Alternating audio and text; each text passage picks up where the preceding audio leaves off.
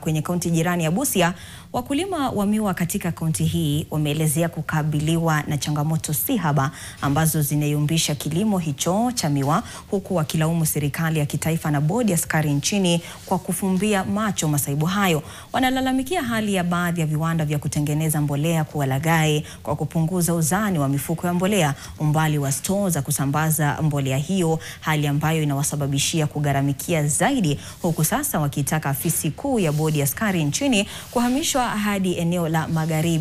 magharibi ndio karibu na wakulima wa miwa kutoka kaunti ya Nairobi.